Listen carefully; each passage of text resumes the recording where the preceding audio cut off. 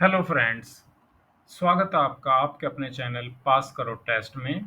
आज के वीडियो का विषय है हिंदी व्याकरण। और हिंदी व्याकरण में आज हम जानेंगे संधि के बारे में। संधि की परिभाषा, संधि कितने प्रकार की होती है, इससे संबंधित नियम और उदाहरण। सबसे पहले परिचय। संधि और हिंदी व्याकरण में इसका महत्व क्या है। संधि का शाब्दिक अर्थ है मेल या जोड़, आपस में मिलना और जुड़ जाना। यह दो निकटवर्ती वर्णों या ध्वनियों के परस्पर मेल से होने वाले विकार को या परिवर्तन को संधि कहते हैं। इस प्रक्रिया में पहले शब्द का अंतिम वर्ण और दूसरे शब्द का पहला वर्ण मिलकर एक नया वर्ण या ध्वनि उत्पन्न करते हैं। उदाहरण के लिए लीजिए विद्या। विद्या शब्द का अंतिम वर्ण आ और आलय शब्द का पहला वर्ण आ मिलकर बनाते हैं आ, जिससे विद्या जमा आलय की संधि विद्यालय बनती है। विद्यालय में यहाँ पर आ ध के बाद और यहाँ पर आलय में जो आ था वो दोनों मिलकर एक आ बन गए और शब्द बन गया विद्यालय। अब संधि के 3 प्रकार हैं। हिंदी व्याकरण में मुख्य रूप से 3 प्रकार की संधि होती है: स्वर संधि, व्यंजन संधि और विसर्ग संधि। जो ये वर्गीकरण है स्वर संधि, व्यंजन संधि और विसर्ग संधि का, यह वर्गीकरण संधि प्रक्रिया में शामिल ध्वनियों की प्रकृति पर आधारित है। स्वर ध्वनि, व्यंजन ध्वनि या विसर्ग ध्वनि। तो संधि के कितने प्रकार हो गए? 3 प्रकार हो गए: स्वर संधि, व्यंजन संधि और विसर्ग संधि। हिंदी भाषा में संधि एक काफी इम्पोर्टेंट टॉपिक है और इससे संबंधित क्वेश्चंस जो हैं कॉम्पिटिटिव एग्जाम्स में आते रहते हैं। अगर संधि सही से समझ में आ गया तो ये समझिए कि 2 से 3 मार्क्स जो हैं वो आपके पक्के हैं। तो पहली बार में ये बहुत अच्छे से समझ में आएगा भी नहीं, क्योंकि कई प्रकार की संधियां हैं, फिर उनके भी भेद हैं और एक जैसे मिलते जुलते से शब्द दिखेंगे, तो इसको रिवाइज करना पड़ता है। और इसी चरण में एक है संधि का माइंड मैप। हम भटक तो नहीं रहे हैं अपने रास्ते से, तो हम ये माइंड मैप जो है उसके साथ चलेंगे। तो संधि की हम परिभाषा, उसके प्रकार, फिर संधि विच्छेद भी उन उदाहरणों में हम देखते चलेंगे। तो संधि की परिभाषा: 2 निकटवर्ती वर्णों का मेल है और इससे क्या होता है? वर्ण विकार होता है। क्यों करते हैं संधि? उच्चारण सुविधा के लिए। तो ये तो होगी संधि की परिभाषा और क्यों हम संधि हिंदी भाषा में प्रयुक्त होती हैं। फिर उसके बाद हम चलते हैं संधि के प्रकार। अब संधि के प्रकार 3 प्रकार के हैं: स्वर संधि, व्यंजन संधि, विसर्ग संधि। और इनके भी अपने फिर भेद हैं। स्वर संधि के भेद हैं, जैसे स्वर संधि की परिभाषा। स्वर संधि की क्या परिभाषा होगी? 2 स्वरों का मेल है। और स्वर संधि के भेद कौन से हैं? दीर्घ संधि, गुण संधि, वृद्धि संधि, यण संधि और अयादि संधि। इसके अलावा भी कुछ अलग तरह के कुछ विद्वानों ने दिए हुए हैं, लेकिन हमारा जो पर्पस है, हमारा जो उद्देश्य है, वो इन 5 प्रकार के भेदों के बारे में ही जानना है: दीर्घ संधि, गुण संधि, वृद्धि संधि, यण संधि और अयादि संधि।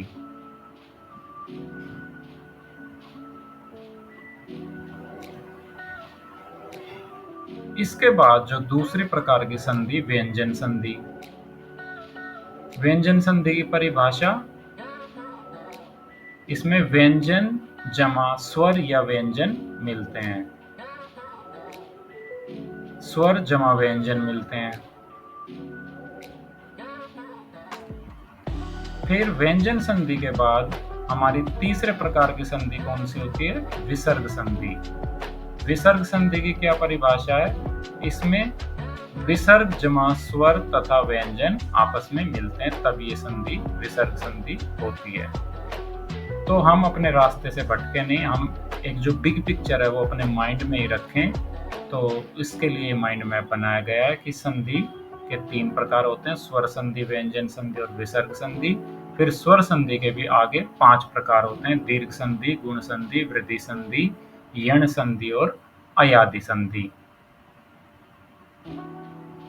सबसे पहले बात करते हैं स्वर संधि की। जब दो स्वर आपस में मिलते हैं और इनके मिलने से कोई परिवर्तन होता है तो उसे स्वर संधि कहते हैं। हिंदी भाषा में मूल रूप से 11 स्वर होते हैं। स्वर संधि को आगे 5 उप प्रकारों में विभाजित किया गया है। जो ये 11 स्वर हैं, ये किस तरह से आपस में मिलते हैं और इनके मिलने से क्या परिवर्तन होते हैं, तो इसके आधार पर स्वर संधि को भी फिर आगे 5 प्रकारों में बांटा गया है। कौन कौन से हैं? दीर्घ संधि, गुण संधि, वृद्धि संधि, यण संधि और अयादि संधि। अब इन 5 प्रकारों के बारे में हम आगे बात करेंगे, लेकिन उससे पहले एक बार स्वर संधि से पहले हम स्वर के प्रकार भी जान लेते हैं, क्योंकि इसकी हमें आगे आवश्यकता पड़ेगी। स्वर के प्रकार हिंदी व्याकरण में ह्रस्व स्वर यानी कि लघु स्वर हैं और दीर्घ स्वर हैं। ह्रस्व स्वर के उच्चारण में कम समय लगता है, जबकि दीर्घ स्वर के उच्चारण में ह्रस्व स्वर से दोगुना समय लगता है। ह्रस्व स्वर यानी लघु स्वर कितने? 4 हैं, अ, इ, उ और र। इन्हें मूल स्वर भी कहा जाता है इनको। और दीर्घ स्वर 7 हैं, आ, ई, उ, ए, ओ और ओ। इन्हें उच्चारण करने में ह्रस्व स्वर की तुलना में दोगुना समय लगता है। अब ये ह्रस्व स्वर और दीर्घ स्वर हमें पता चल गए तो हम स्वर संधि को आसानी से समझ सकते हैं। तो अब ये स्वर संधि का एक प्रकार है दीर्घ संधि, और इस संधि का नियम यह है कि जब दो समान स्वर, चाहे वे ह्रस्व स्वर हो या दीर्घ स्वर हो, आपस में मिलते हैं तो वो दीर्घ स्वर में बदल जाते हैं। यह नियम निम्नलिखित जोड़ों पर लागू होता है। कौन कौन से? जैसे ये है यहाँ पर अ और आ, एक ह्रस्व स्वर है, एक दीर्घ स्वर है, तो इनके मिलने से क्या बन गया? एक दीर्घ स्वर बन गया। उदाहरण के लिए जैसे पुस्तक जमा आल्य, पुस्तकालय। अ यहाँ पर था और आ यहाँ पर आरंभ में था, तो इन दोनों को मिलाने से ये क्या बन गया? एक दीर्घ स्वर बन गया, आ। इसी तरह से विद्यार्थी, यहाँ पर आ है लास्ट में विद्या में और यहाँ पर अ है प्रारंभ में, तो दोनों को मिलाने से आ और अ को मिलाने से फिर से यहाँ पर आ बन गया, शब्द बन गया विद्यार्थी। इसी तरह से इ और ई। उदाहरण ले लीजिए, रवि जमा इंद्र। यहाँ पर दोनों इ हैं, कौन से? ह्रस्व स्वर हैं, तो इन दोनों को जब हमने मिलाया तो ये बन गया ई, रविंद्र, गिरीश।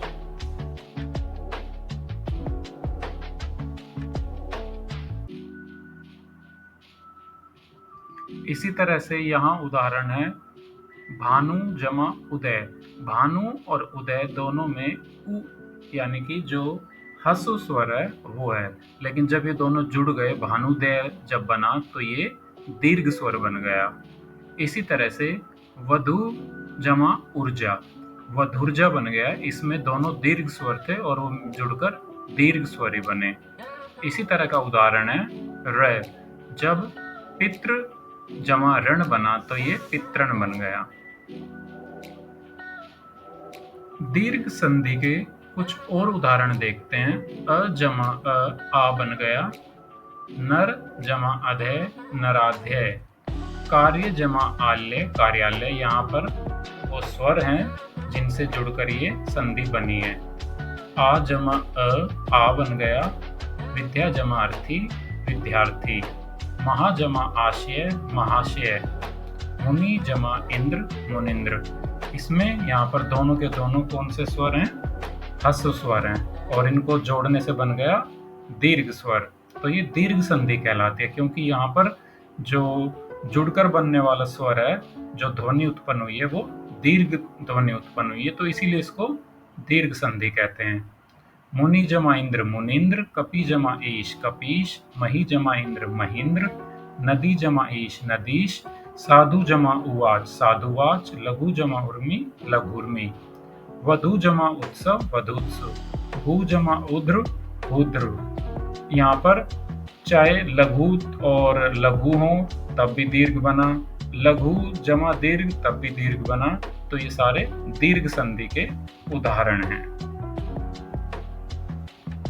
अगली जो संधि का प्रकार है वो है गुण संधि। गुण संधि में जो नियम है वो है, यदि अ या आ के बाद इ या ई, उ या ऊ अथवा र आए तो दोनों के स्थान पर क्रमशः ए, ओ, अर हो जाता है। यह परिवर्तन निम्नलिखित प्रकार से होता है। जैसे यहाँ पर उदाहरण हम लेते हैं, नर जमा इंद्र नरेंद्र। यहाँ पर कौन से दो स्वर जुड़े हैं? अ जमा ई, और ये बन गए हैं ए। सुर जमा इंद्र सुरेंद्र। यहाँ पर अ जमा ई फिर से जुड़े हैं और ए बन गया सुरेंद्र। महा जमा ईश, आ और ई ये दोनों के दोनों दीर्घ स्वर थे और इनके जुड़ने से बन गया ए। इसी तरह से अ जमा आ, अ या आ में अगर जुड़ जाएं उ और ऊ तो बन जाएगा ओ। जैसे ज्ञान जमा उपदेश, यहाँ पर ज्ञान में अ और उपदेश में उ, और इन दोनों को जब जोड़ा गया तो ओ बना ज्ञानोपदेश। यहाँ पर ये वाला जो है कि स्वर किस तरह से जुड़ते हैं, उनके जुड़ने से क्या बनता है, ये ध्यान देने की बात है। इसी तरह से महा जमा उत्सव, महा में एंड में लास्ट में यहाँ पर है आ, और उत्सव के आरंभ में क्या है उ, और इन दोनों को जोड़ने से आ और उ को जोड़ने से बन गया ओ, महोत्सव। इसी तरह से अ या आ में जब र जुड़ता है तो अर बन जाता है। जैसे देव जमा ऋषि देवर्षि, महा जमा ऋषि महर्षि। यहाँ पर आ जमा र जुड़ा है तो अर बन गया है। गुण संधि के ही और उदाहरण है, नर जमा इंद्र नरेंद्र। यहाँ पर अ जमा ई से जुड़कर बना है ए। इसी तरह से आ जमा ई को जोड़ेंगे तो क्या बनेगा महेंद्र। अ जमा ई को जोड़ा तो ए बना सुरेश। राका जमा ईश राकेश। यहाँ पर कौन जुड़े हैं आ जमा ई। तो ये हर तरह के स्वरों के कॉम्बिनेशन की कौन से स्वर आपस में जुड़कर क्या बनता है उसके उदाहरण है। नर जमा उत्तम नरोत्तम, महा जमा उदर महोदर। अ जमा ऊ का उदाहरण ये है, नव जमा उड़ा नवोढ़ा, गंगा जमा उर्मी गंगोर्मी, देव जमा ऋषि जिसके बारे में अभी हमने पहले भी देखा था, देवर्षि महर्षि का, महा जमा ऋषि का महर्षि। तो ये उदाहरण हमें ये सारे ध्यान रखने हैं। अब बात करते हैं वृद्धि संधि की।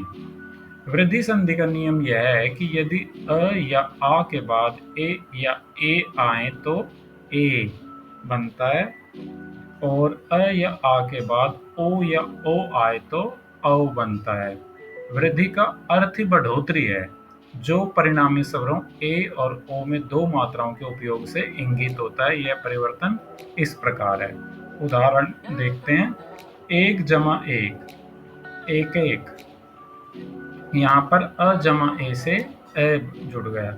मत जमा एक अ और ए था, दोनों को जोड़ दिया तो ए बन गया मतैक्य। सदा जमा एव, यहाँ पर क्या है आखिर में आ, और यहाँ पर आरंभ में क्या है ए, तो आ और ए को जोड़कर बन गया ए सदैव।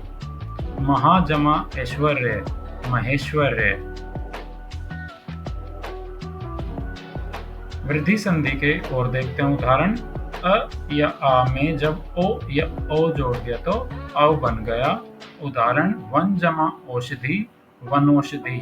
यहाँ पर अ और ओ जुड़े हैं और औ बन गया। महा जमा ओज, महोज। परम जमा औषध, परमौषध। महा जमा औदार्य, महोदार्य। आ और ओ को जोड़ने से यहाँ पर ओ बना है। वृद्धि संधि में स्वरों की मात्रा में वृद्धि होती है, जिससे ए और ओ बनते हैं। कौन कौन से बने यहाँ पर? यहाँ पर सारे ओ वाले उदाहरण थे। इससे पहले जो हमने देखा था ये वाला, इसमें सारे ये वाले उदाहरण थे। तो स्वरों की मात्रा में वृद्धि होती है, जिससे ए और ओ बनते हैं। यह इस संधि को पहचानने के लिए एक स्पष्ट दृश्य संकेत प्रदान करता है। नियम निर्दिष्ट करते हैं कि वृद्धि केवल तभी होती है जब अ या आ के बाद ए, ओ या ओ आता है। फिर से एक बार उदाहरण देख लेते हैं। अ जमा ए, एक। आ जमा ए, तथा जमा ए से तथैव।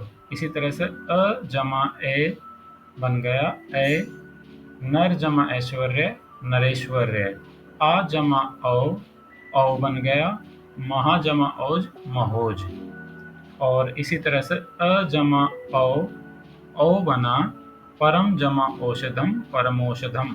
हम जितने ज़्यादा उदाहरण देखेंगे, उनको बार बार देखेंगे, तो ये चीज़ हमें याद हो जाएगी, हमारी समझ में आ जाएगी। अब बात करते हैं यण संधि की। कितने प्रकार की थी ये? 5 प्रकार की थी। हम 3 तरह की संधि के उदाहरण देख चुके हैं और ये हमारा चौथा उदाहरण है। 3 तरह की, इससे पहले हमने कौन कौन सी स्वर संधि पढ़ी? एक तो दीर्घ संधि, दूसरी गुण संधि, तीसरी वृद्धि संधि, और अब ये चौथी वाली है हमारी यण संधि। यण संधि का नियम है कि यदि ई, उ, र के बाद कोई भिन्न स्वर आए तो ई का य, उ का व और र का र हो जाता है।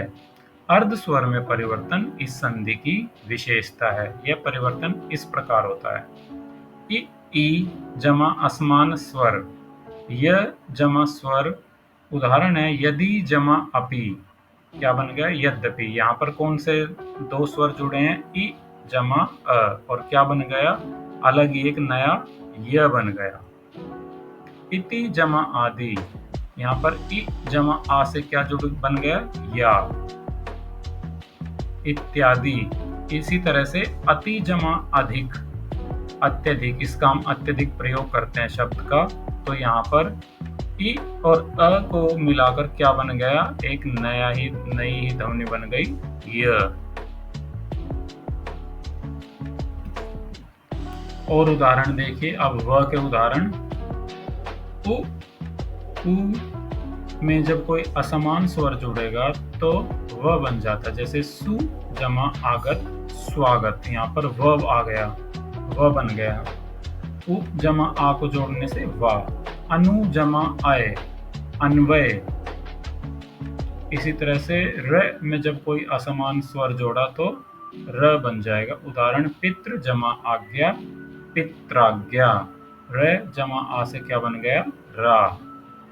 यण संधि में ई, उ और र का क्रम से य, व और र में परिवर्तन होता है। जब उनके बाद कोई असमान स्वर आता है, इस संधि को पहचानने का एक आम दृश्य संकेत शब्द में य या व के पहले एक आधा व्यंजन की उपस्थिति है।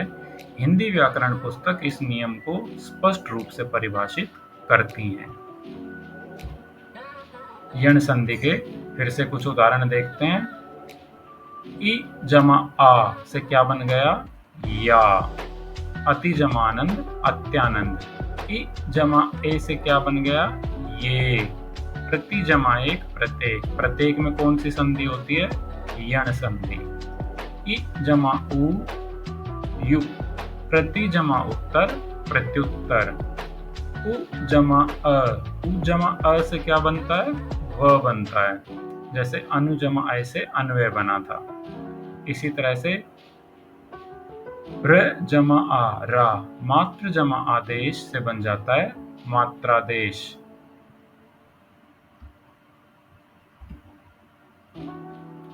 अब हम बात करेंगे अपनी पांचवी तरह की स्वर संधि।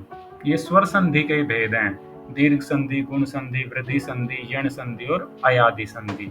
तो अब ये अयादि संधि के बारे में बात करेंगे। अयादि संधि का नियम है कि यदि ए ओ के बाद कोई अन्य स्वर आए तो ए का आए, ए का आए, ओ का आओ और आओ का आव हो जाता है। इसमें प्रारंभिक स्वरों का प्रतिस्थापन शामिल है। यह परिवर्तन इस प्रकार होगा। चलिए कुछ उदाहरण देखते हैं, उदाहरण से हमें समझ में आ जाएगा। ए जमा अन्य स्वर अय। उदाहरण है ने जमा अन नयन। यहाँ पर ए और अ जुड़ा तो बन गया अय नयन। इसी तरह से अ जमा अन्य स्वर आय जमा अन्य स्वर क्या हो जाते हैं? ने जमा अक नायक। ओ जमा अन्य स्वर, उदाहरण है पो जमा अन पवन, भो जमा अन भवन।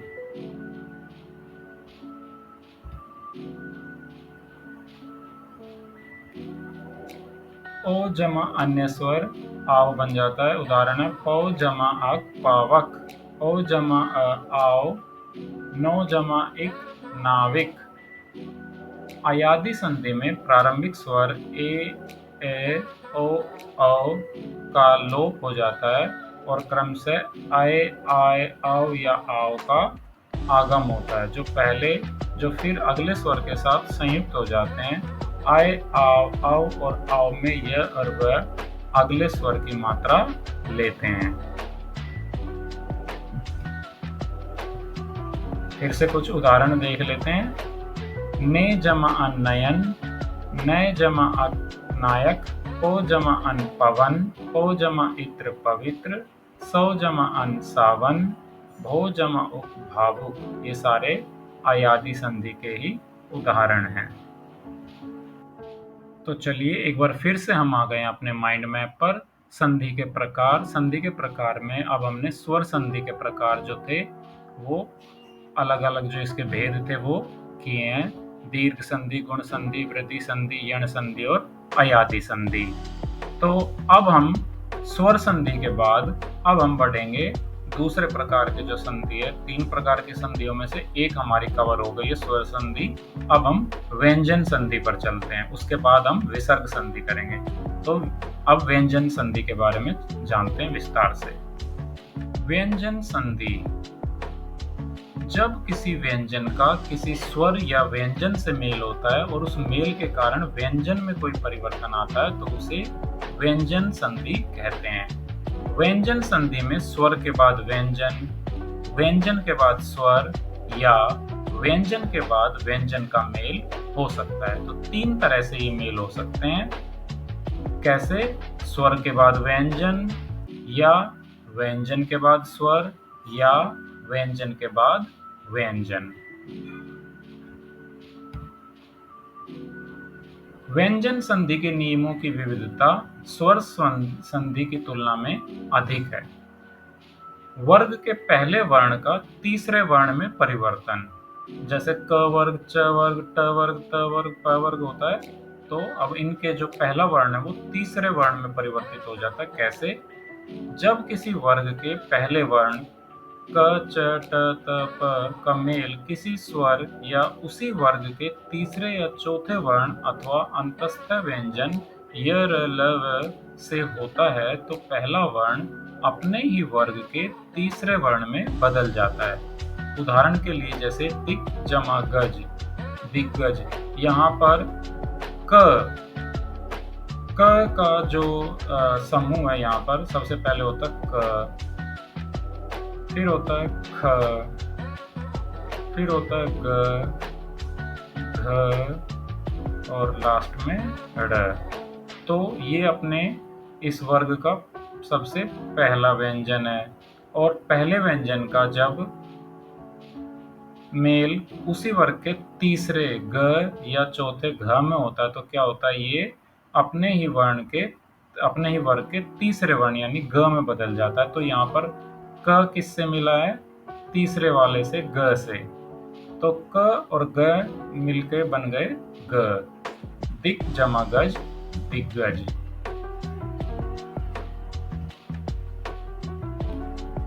वर्ग के पहले वर्ण का पांचवें वर्ण में परिवर्तन।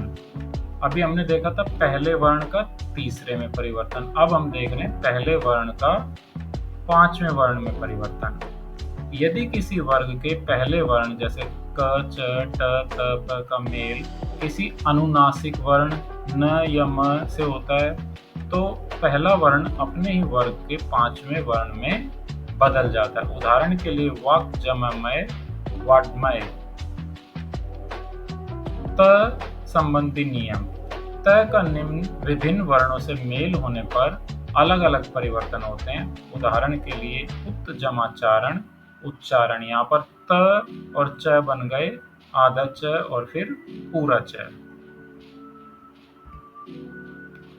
अब म संबंधी नियम। म का किसी व्यंजन वर्ण से मेल होने पर म अनुस्वार में बदल जाता है या बाद वाले वर्ग के पंचम वर्ण में भी बदल सकता है। उदाहरण के लिए सम जमा योग, संयोग। अब स्वर के बाद छ संबंधी नियम। यदि किसी स्वर के बाद छ वर्ण आता है तो छ से पहले च वर्ण जुड़ जाता है। उदाहरण के लिए अनु जमा छेद बन जाता है अनुच्छेद। यहाँ पर उ जमा छ, उच्छ बन गया, आधा च और फिर छ आ गया। न का ण में बदलना। यदि किसी शब्द में र, र या श हो तो उसके साथ मिलने वाले शब्द में न हो तो संधि होने पर न के स्थान पर ण हो जाता है। उदाहरण के लिए राम जमा अयन, रामायण। न जमा अ जोड़े तो ण बन गया। और ये बहुत ही प्रचलित उदाहरण रामायण इसका इस प्रकार की व्यंजन संधि का एक प्रचलित उदाहरण है।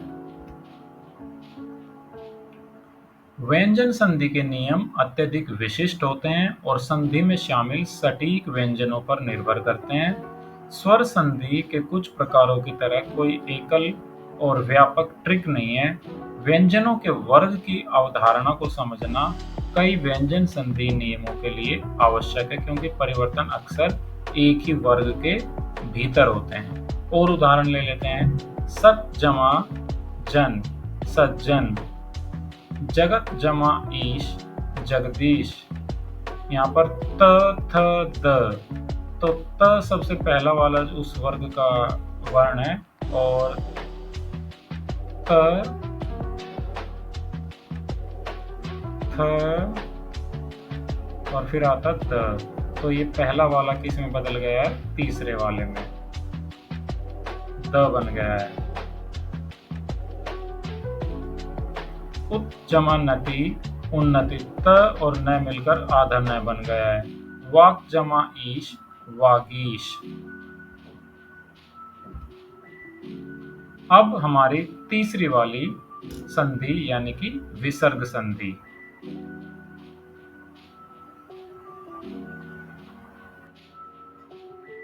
तो एक बार फिर से हम अपने इस माइंड मैप पर आ गए हैं। संधि, संधि के प्रकार, और प्रकार में हम स्वर संधि कवर कर चुके हैं, व्यंजन संधि कवर कर चुके हैं और अब बारी आती है विसर्ग संधि की। विसर्ग संधि की परिभाषा और इसके नियम अब हम जानेंगे। विसर्ग संधि। विसर्ग संधि में पहले शब्द के अंत में विसर्ग होता है और परिवर्तन विसर्ग के बाद आने वाले स्वर या व्यंजन पर डिपेंड करता है, निर्भर करता है। अब इसके नियमों के उदाहरण देखते हैं। विसर्ग का अ होना। यदि विसर्ग से पहले अ हो और बाद में किसी वर्ग का तीसरा, चौथा या पांचवा वर्ण हो, जैसे य, र, ल, व, ह हो, तो विसर्ग ओ में बदल जाता है। उदाहरण के लिए मन जमा रथ, मनोरथ। विसर्ग का र या र में होना। यदि विसर्ग से पहले अ या आ को छोड़कर कोई दूसरा स्वर हो और बाद में कोई स्वर वर्ग के तीसरे, चौथे और पांचवें वर्ण या फिर य, र, ल, व, ह हो तो विसर्ग र या र में बदल जाता है। उदाहरण के लिए नि जमा धन, निर्धन। अच्छा, फिर है विसर्ग का किस में बदलना? श में बदलना। विसर्ग का श होना। किसी विसर्ग के बाद च या छ हो तो विसर्ग श में बदल जाता है। क्या होना चाहिए विसर्ग के बाद? च या छ। उदाहरण देखते हैं। नि जमा चल, निश्चल। विसर्ग का श में होना। यदि विसर्ग से पहले इ या उ हो और बाद में क, ख, प, फ, ट, ठ, श में से कोई वर्ण हो तो विसर्ग श में बदल जाता है। उदाहरण के लिए नि जमा कपट, निष्कपट।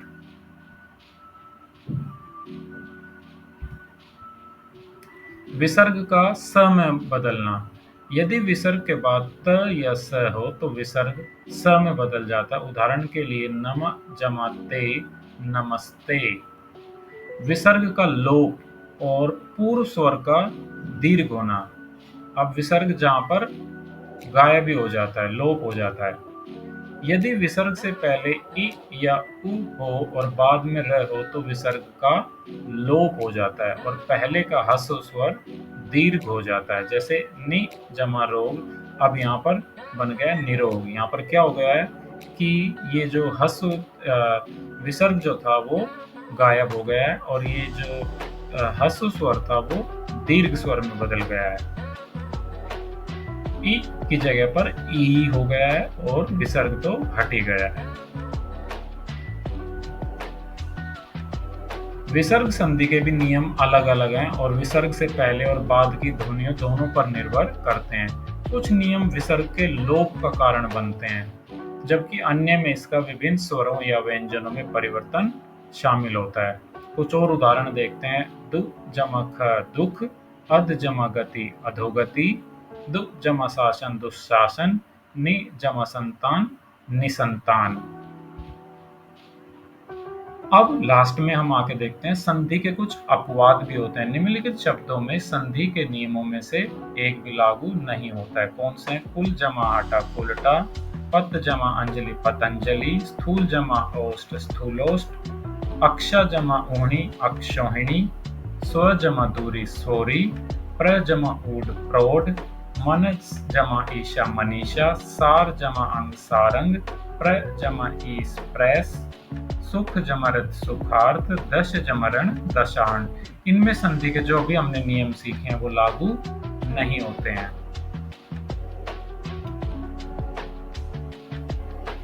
तो ये था हमारा आज का वीडियो। संधि का जो विषय था इसको अच्छे से समझने के लिए वीडियो को पूरा देखना, बार बार देखकर दोहराना और फिर इस तरह के शब्दों की प्रैक्टिस करना कि कौन सा शब्द में कौन सी संधि है, तब हम इसमें पारंगत हो सकते हैं और अच्छा स्कोर ला सकते हैं।